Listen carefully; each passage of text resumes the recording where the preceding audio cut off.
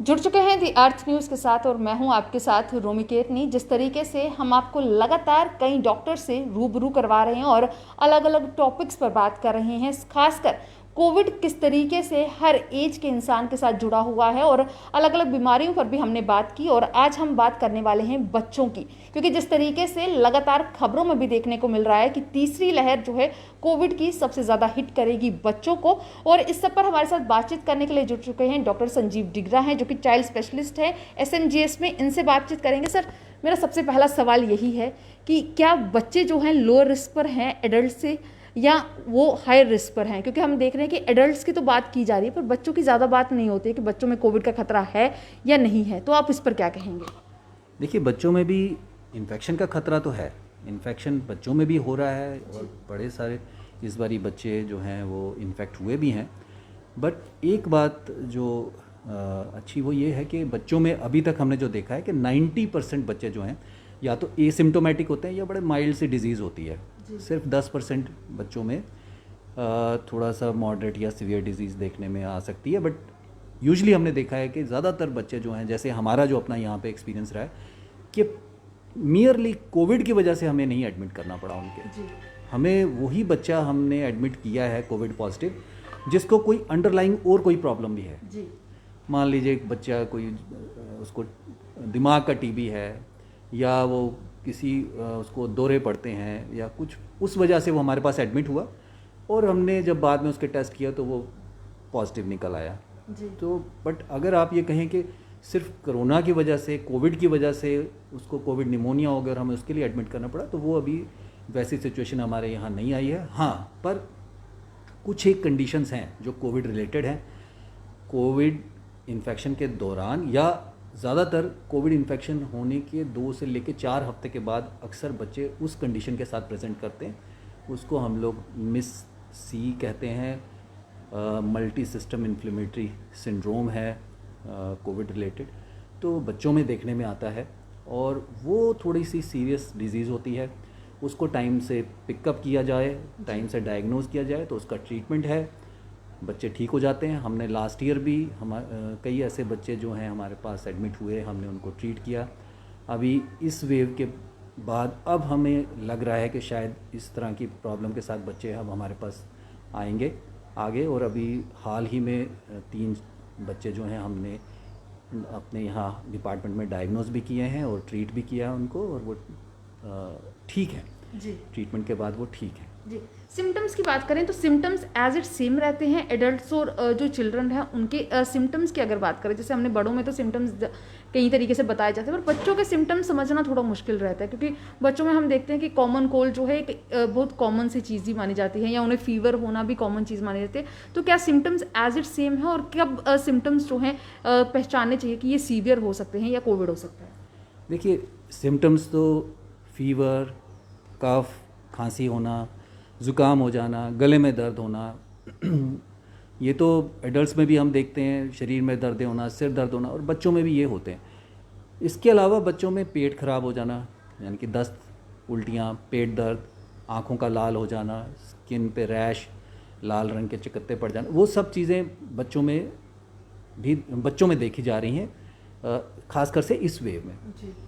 और अगर आप साइन सिम्टम्स की बात करें तो बच्चों में एक प्रॉब्लम ये होती है कि जो छोटे बच्चे हैं वो एक्सप्लेन नहीं कर पाते कि उनको एग्जैक्टली क्या हो रहा है। तो हो सकता है कि आपको सिर्फ बच्चों में इरिटेबिलिटी, एक्सेसिव क्राइंग या इरिटेबिलिटी ही देखने को मिले बच्चे, और जो जिनको सीरियस डिजीज़ होगी या सीवियर डिजीज़ जैसे हम कहते हैं, तो वो बच्चे हो सकता है थोड़े सुस्त हो जाएँ, ढीले हो जाएँ, खाना पीना कम कर देंगे, हो सकता है उनको सांस की तकलीफ़ होने लगे, या अगर उनको दस्त लगे हैं, उल्टियाँ हैं, हो सकता है उसकी वजह से वो डिहाइड्रेशन हो जाए, पानी की कमी हो जाए। तो वो चीज़ें जो हैं, उन सब चीज़ों पे थोड़ा सा हमें ध्यान रखने की ज़रूरत है।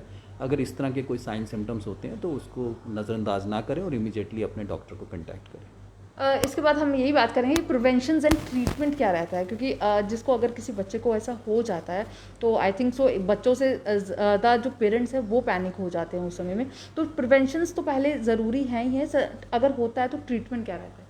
देखिए, इसमें एक तो मैं ये बोलना चाहूँगा कि अगर इस तरह के कोई साइन सिम्टम्स लगते हैं और आपके डॉक्टर जो हैं वो आपको टेस्ट करवाने की सलाह देते हैं तो आप टेस्ट ज़रूर करवाएं। टेस्ट करवाने से बिल्कुल मत डरें, एक चीज़। दूसरा, अगर बच्चे को कोविड पॉजिटिव आ जाता है, टेस्ट उसका पॉजिटिव आ जाता है, तो भी घबराने की ज़रूरत नहीं है, क्योंकि जैसे मैंने पहले आपको बताया कि 90% चांस ये है कि आपके बच्चे को माइल्ड डिजीज़ रहेगी, उसको कोई ज़्यादा प्रॉब्लम नहीं होने वाली है। और इसके ट्रीटमेंट की बात अगर करें तो हम सब जानते हैं कि अभी तक कोई स्पेसिफिक ट्रीटमेंट तो है नहीं कोविड के लिए, और एंटीबायोटिक्स का कोई रोल नहीं है। तो अपने से, अपनी मर्ज़ी से बच्चे को कोई एंटीबायोटिक ना खिलाएं, अपनी मर्ज़ी से किसी की सलाह सुन के और कोई दवाई जैसे स्टीरॉइड्स वगैरह वो मत शुरू करें। जैसे ही आपको पता चलता है बच्चे को का टेस्ट पॉजिटिव आया है, आप, सरकार ने, हमारी गवर्नमेंट की तरफ से हेल्पलाइन नंबर्स दिए गए हैं जो कि रोज़ाना अखबार में भी एज एडवर्टाइजमेंट आते हैं। आप उन पे कॉल कर सकते हैं या अपने डॉक्टर को फ़ोन पे कांटेक्ट कर सकते हैं या ई संजीवनी के थ्रू आप डॉक्टर्स को कांटेक्ट कर सकते हैं और उनसे सलाह ले सकते हैं कि आपने अपने बच्चे की उनको प्रॉब्लम बताएं और वो अकॉर्डिंगली आपके बच्चे का ट्रीटमेंट आपको बता देंगे। ट्रीटमेंट प्योरली सिम्टोमेटिक है, जितने जैसे बुखार है तो बुखार की दवाई देनी है, कोई उसको अगर दस्त लगे हैं तो उसके लिए ORS या जो भी उसके लिए हम जो ट्रीटमेंट देते हैं वो लेना है। और कोई एज सच कोई स्पेसिफिक कोई एंटीवायरल या कोई एंटीबायोटिक बच्चों के लिए रिकमेंडेड नहीं है। क्या बच्चों का ट्रीटमेंट जो है बड़ों के ट्रीटमेंट से डिफर है? क्योंकि अगर हम जैसे बड़ों के ट्रीटमेंट की तो बात कर रहे हैं, उसके लिए तो रोज़ाना हम देखते हैं कि अलग अलग मीडियम से हमें पता भी चलता रहता है कि कौन कौन सी मेडिसिन खाने की ज़रूरत है, वाइटामिन खाने की ज़रूरत है। तो क्या बच्चों को भी वही चीज़ें देने की ज़रूरत है या उनके लिए डिफ़र कुछ करना है? देखिए, अदरवाइज़ अगर आप इम्यूनिटी बूस्टअप करने के लिए या थोड़ा उस एंगल से देखें तो तब तो मल्टीवाइटामिन्स वगैरह तो ठीक है, बच्चों में आप दीजिए, मल्टीवाइटामिन्स देने में कोई प्रॉब्लम नहीं है। फीवर है तो फीवर की दवाई देनी है, वैसे ही है। बट एज सच बच्चों में कोई भी स्पेसिफिक एंटीवायरल या एंटीबायोटिक की जो है रिकमेंडेशन नहीं है कोविड की ट्रीटमेंट के लिए। और जो भी ट्रीटमेंट है, अगर मान लीजिए किसी बच्चे को सीरियस डिजीज़ हो जाती है या सीवियर डिजीज़ हो जाती है तो उसके लिए जो दवाइयाँ वो ऑलमोस्ट सेम हैं जो हम एडल्ट्स में यूज़ करते हैं। हालांकि उनकी डोसेज का खास ध्यान रखना पड़ता है और वो सब डॉक्टर, जो ट्रीटिंग डॉक्टर हैं, वही डिसाइड करेंगे। तो मेरी मेन जो एक मैं मैसेज देना चाहता हूँ कि आप सेल्फ मेडिकेशन बिल्कुल ना करें बच्चे के। फीवर होता है, आप फीवर की दवाई पैरास्टामोल आप दे सकते हैं आपको, बट उसके अलावा आप अपने से कोई दवाई या इधर उधर से सुन के पूछताछ करके ऐसे दवाई मत दीजिए। आप अपने डॉक्टर को कांटेक्ट करिए। अगर आपका बच्चा पॉजिटिव है तो आप फ़ोन पे अपने डॉक्टर को कांटेक्ट करें, नहीं तो हेल्पलाइन नंबर्स पे कॉल करिए, अपने बच्चे की कंडीशन उनको बताएं, अकॉर्डिंगली वो आपको उसका ट्रीटमेंट बताएंगे। पर हाँ, एक चीज़ का ध्यान रखें, आपको जनरल जो डेंजर साइंस हैं उनका पता होना चाहिए कि बच्चा हमारा कहीं सीरियस डिजीज़ तो नहीं हो रही है, वो डेंजर साइंस आपको पता होना चाहिए। वो है कि अगर आपका बच्चा आपको लग रहा है सुस्त है, ढीला है, या बहुत ही ज़्यादा इरिटेबल हो गया है, या वो कुछ खा नहीं रहा है, या जो खाता है उल्टी कर देता है, उसको डिहाइड्रेशन हो रही है, उसको सांस लेने की तकलीफ़ हो रही है, आपको लग रहा है सांस लेने में उसको मुश्किल हो रही है, तेज तेज सांस ले रहा है, नॉर्मल से ज़्यादा रेट से ज़्यादा सांस ले रहा है, या उसके कोई जो उंगलियां या पैर आपको लग रही है, होंठ उसके नीलापन लग रहा है, नीले हो रहे हैं, या कोई उस बच्चा बेहोशी में चला जाता है, या उसको सीज़र कोई दौरा शोरा होने लगता है, तो ऐसी कोई भी आपको बात लगे तो उस टाइम पे आपने इमीडिएटली जो कोविड फैसिलिटी है बच्चों के लिए वहाँ आपने जाना है और अपने बच्चे को वहाँ पे दिखाना है और उसका ट्रीटमेंट वहाँ प्रॉपरली कराना है। जी। न्यू बॉर्न बेबीज़ के लिए अगर बात करें, क्योंकि हमने देखा कि जो मदर्स हैं, जैसे कि जो कई मदर्स होती हैं, न्यू मदर्स होती हैं, वो कोविड पॉजिटिव पाई जाती हैं, तो देन उस सिचुएशन में किस तरीके से जो न्यू बॉर्न बेबीज़ हैं उनका ख्याल रखना, क्योंकि जैसे तो हम देखते हैं कि न्यू बॉर्न बेबी को जो है मदर के साथ ही रखा जाता है वो हेल्दी रहने के लिए, बट अगर ऐसी सिचुएशन आ जाए, कोविड पॉजिटिव मदर होती है, तो बेबी को किस तरीके से प्रोटेक्ट किया जाए? देखिए, अगर तो बेबी न्यू बॉर्न बेबी है तो मदर उसको अपना दूध पिला सकती है, अपने साथ भी रख सकती है, उसको अपना दूध भी पिला सकती है, पर मदर को ध्यान रखना है कि वो डबल मास्क रखे, हैंड सैनिटाइजेशन का पूरा ध्यान रखे, और अगर उससे एक स्टेप हम आगे और जा सकते हैं कि अगर बच्चा जो है कोई अच्छा घर में कोई और केयर टेकर है तो वो बच्चे की केयर करे। माँ को जब उसको दूध पिलाना है तो माँ डबल मास्क पहन के हैंड अपने हाथ अच्छे से धो के और दूध पिला, अपना दूध डायरेक्टली भी पिला सकती है। अगर वो फिर भी उनको उससे भी डर लगता है तो वो अपना दूध एक्सप्रेस करके कटोरी चम्मच में दे दे, तो वो कटोरी चम्मच से वो बच्चे को, कोई भी जो घर में केयर टेकर है जो उस बच्चे की अच्छे से देखभाल कर सकता है तो वो उसको पिला सकता है। जो थोड़े से बड़े बच्चे हैं और उनमें पर वो माँ से दूर नहीं रह सकते हैं, तो उस कंडीशन में अगर तो बच्चा नेगेटिव है और मदर पॉजिटिव, तो फिर तो हम यही एडवाइस करेंगे कि वो बच्चा जो है वो माँ के साथ ना ही रखें तो बेहतर ही है। और अगर बच्चा भी पॉजिटिव है और मदर भी पॉजिटिव, फिर तो कोई ऐसी ज़रूरत नहीं है कि बच्चे को माँ से अलग किया जाए।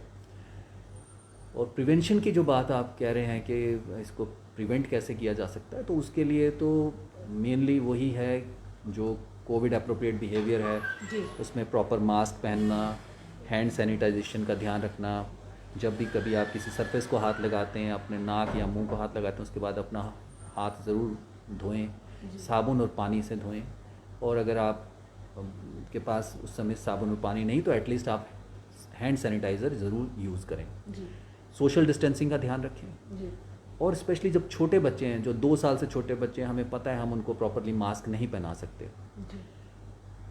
तो उस कंडीशन में जो आगे पीछे एडल्ट्स हैं उनका और भी ज़्यादा फ़र्ज़ बन जाता है कि हम ये कोविड अप्रोप्रिएट बिहेवियर का अच्छी तरीके से पालन करें, क्योंकि हम अगर अपने आप को प्रोटेक्ट करके रखेंगे तो डेफिनेटली हम बच्चों को भी इस बीमारी से बचा पाएंगे।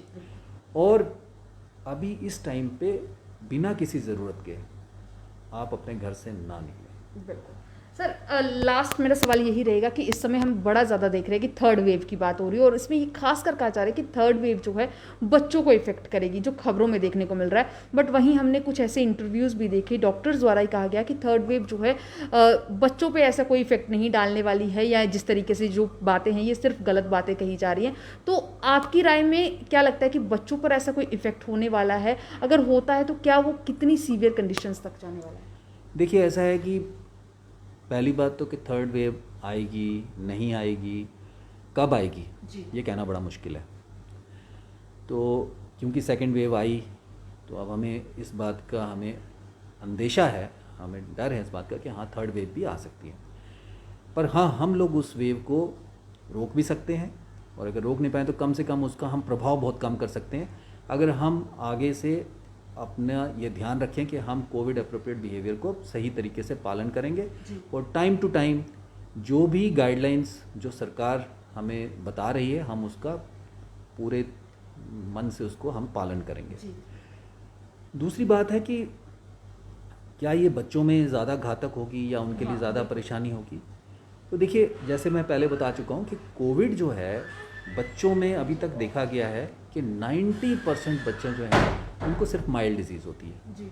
ठीक है, सिर्फ एक ही चीज़ का हमें लगता है कि अगर मान लीजिए जैसे सेकंड वेव में हुआ, अगर कोई अगली वेव कोई ऐसी आती है और उसमें बहुत ज़्यादा लोग इन्फेक्ट होते हैं तो ऑटोमेटिकली क्या होगा कि उसी प्रोपोर्शन में बच्चे भी बहुत ज़्यादा इन्फेक्ट होंगे। और अगर बच्चों इन्फेक्टेड बच्चों की पॉपुलेशन ज़्यादा होगी तो आप समझ लीजिए कि उसका 10% भी ज़्यादा बनेगा जी। ठीक है ना, तो उस हिसाब से फिर हम देखेंगे कि हाँ जी सीरियस डिजीज़ या सीवियर डिजीज़ उन वाले बच्चे जो हैं वो थोड़े ज़्यादा आ गए हमारे पास। बट एज सच कोई कहे कि हाँ जी थर्ड वेव में स्पेशली बच्चे ही इफेक्ट होंगे या बच्चे ही इन्फेक्ट होंगे, वैसा तो नहीं लगता है। अगर हम साइंटिफिक डाटा भी देखें तो ऐसा तो नहीं होना नहीं चाहिए इस तरह से, और कोई स्ट्रॉन्ग रीज़न नहीं लगता कि ऐसा होगा जी। बहुत बहुत शुक्रिया हमारे साथ जुड़ने के लिए। और ये थे हमारे साथ डॉक्टर संजीव डिगरा, जिन्होंने बताया कि किस तरीके से बच्चों का इस समय में ख्याल रखने की ज़रूरत है। और साथ ही साथ जो एक बड़ा सवाल था कि जिसमें लगातार लोग ये पूछ रहे थे कि क्या थर्ड वेव जो है सिर्फ बच्चों को इफेक्ट करेगी, और अगर इफेक्ट करेगी तो किस तरीके से, तो उन्होंने उस पर भी रोशनी डाली कि कहीं ना कहीं थर्ड वेव अगर आती है तो उसी हिसाब से जैसे कि हम पहले देख रहे हैं कि बच्चे इफेक्ट हो सकते हैं, पर ये कहना कि सिर्फ बच्चे ही इफेक्ट होंगे, कहीं ना कहीं जो भ्रम है उसे पैदा किया जा रहा है और उस पर रोक लगाना बहुत ज़रूरी है। उम्मीद करती हूँ आपको एपिसोड पसंद आया होगा। बने रहें दी अर्थ न्यूज़ के साथ।